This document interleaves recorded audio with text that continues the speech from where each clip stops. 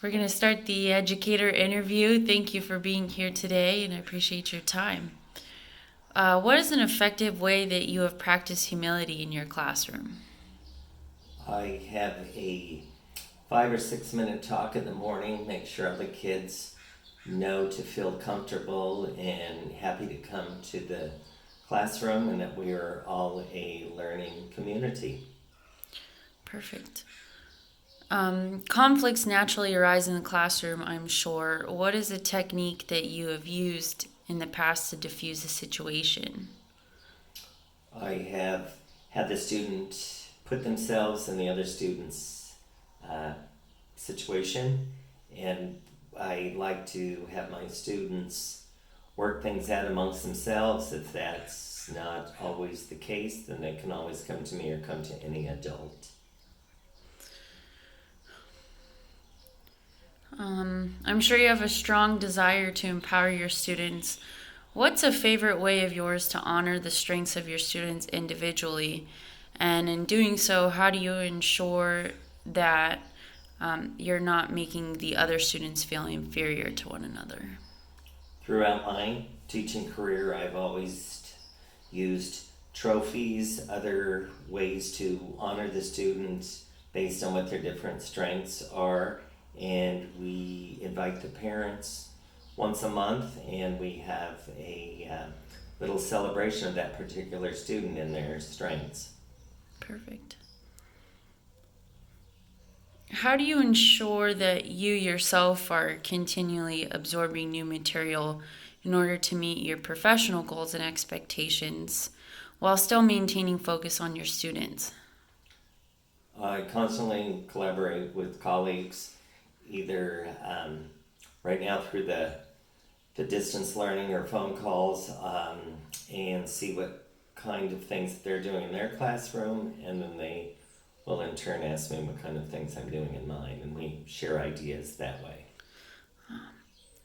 What are your secrets for grading? How do you stay focused and on top of your deadlines?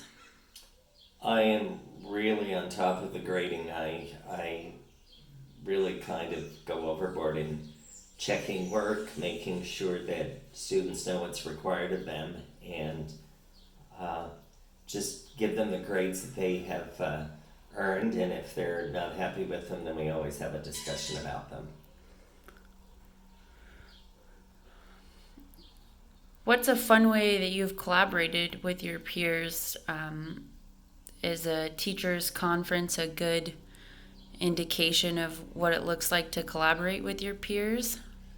Teacher conferences are nice, but they also need to go outside of that too. So, for instance, Read Across America Day, we've dressed up, Dr. Seuss characters, or different times of the year we've put on different dramatizations and plays and such to get the kids involved that way.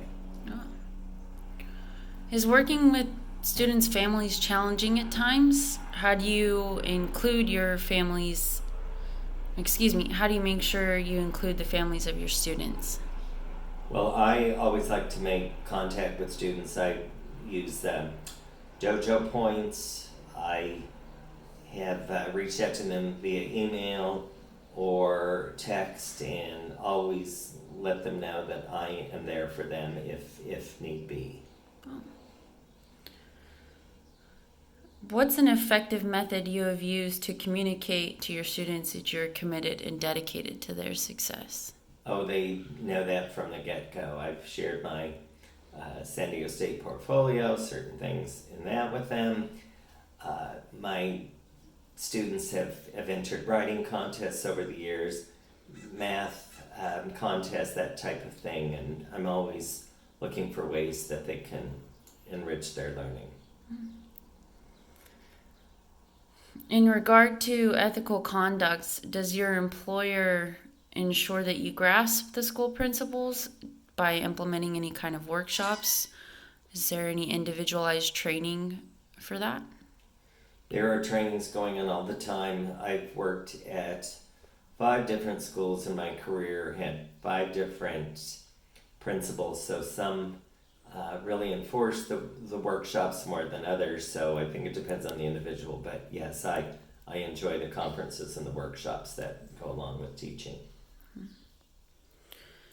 So, how would you describe an ideal, efficient way of assessing one of your students?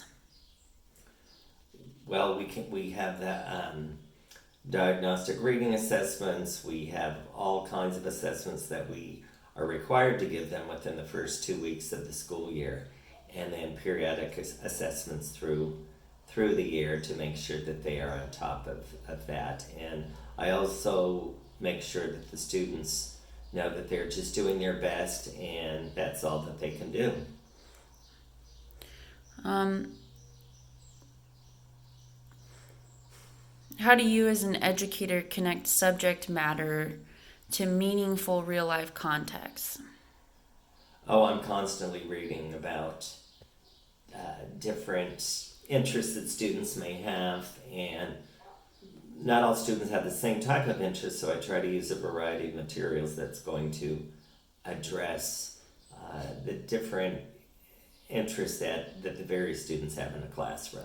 Oh, that's good. That's very good.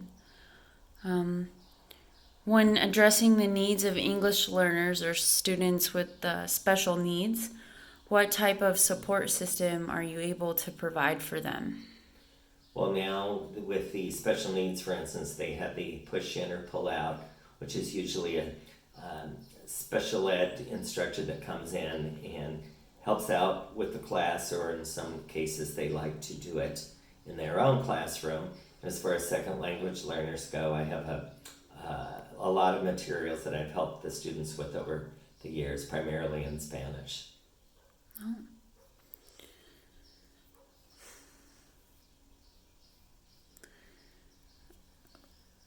So, what's a type of strategy that you have used to kind of balance the learning environments for the students that you find perform at a proficient level while still addressing the needs of those who might seem academically challenged at times?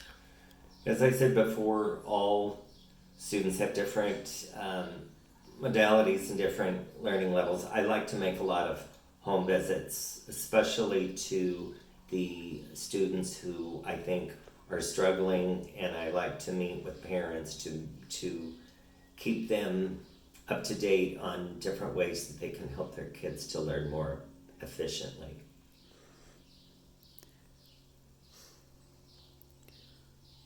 How do you balance student perspective discussions in class that promote community learning?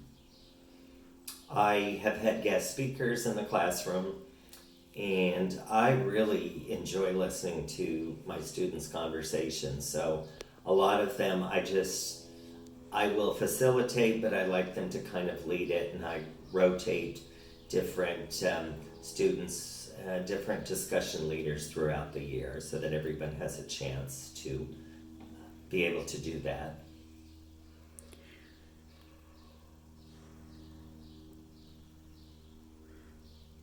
How do you ensure that your classroom is a community that is free of intolerance and bullying of any kind?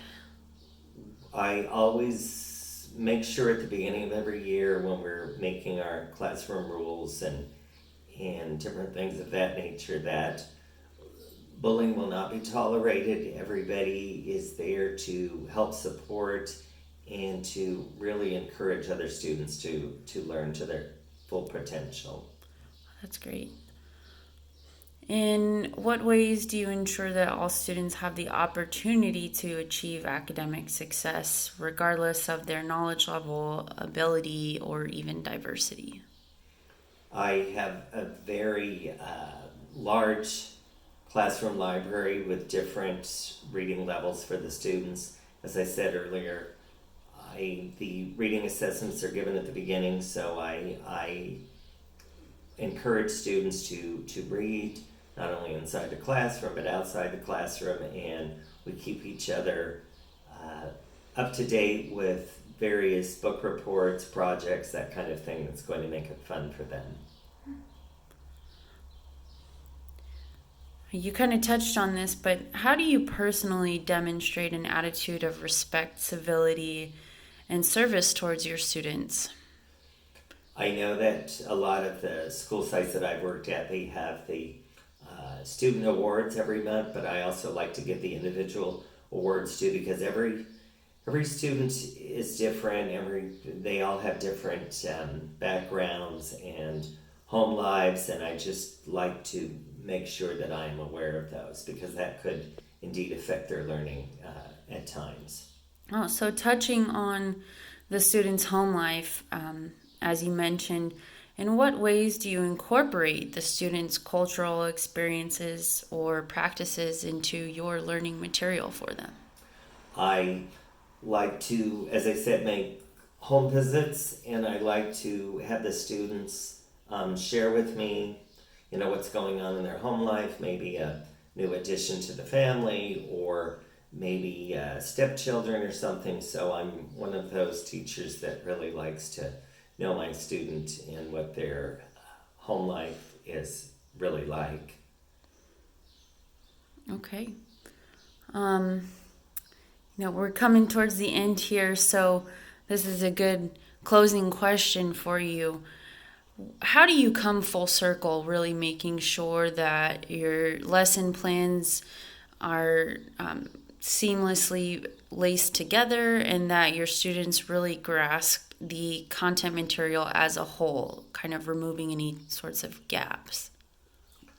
I really spend a lot of time on my lesson plans and really look over the standards and like to connect the lessons to those standards, but do it in a fun way so it's not monotonous for the students, boring for the students, keeps them enlightened, and keeps them wanting to come to school every day. Beautiful. Well, that's a great answer, and so are every other answer that you've provided for us today. And I thank you for your time and all the hard work that you do as a teacher, Mr. Luhnow. Thank you for being here. Thank you for having me. I appreciate it.